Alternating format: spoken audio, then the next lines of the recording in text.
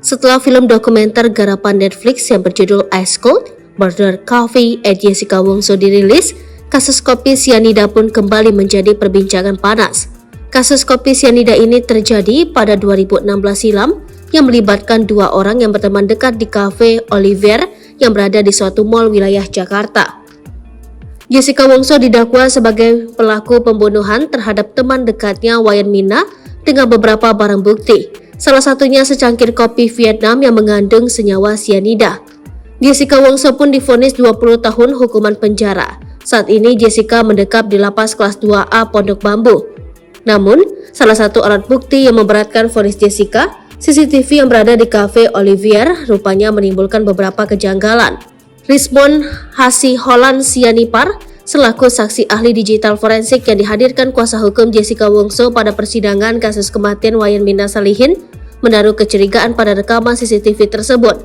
Rismond mengungkapkan bahwa rekaman CCTV kafe Olivier yang dijadikan barang bukti tersebut tidaklah asli.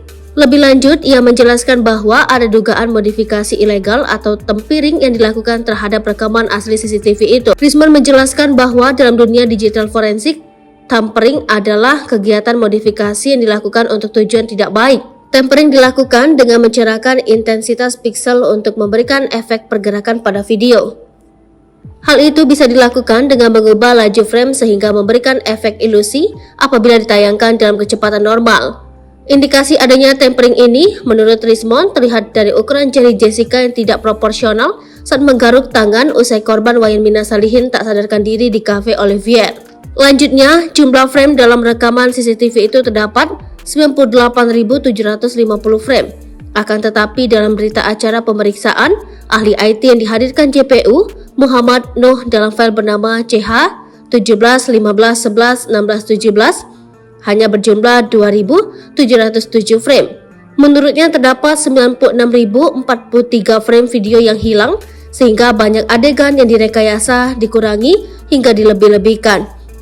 Lebih lanjut, frame rate video sebelum dipindah ke flashdisk sebesar 25 fps dengan resolusi 1920 x 1080 pixel, sementara pada video-video lainnya memiliki frame rate 10 fps dengan resolusi 960 x 576 pixel.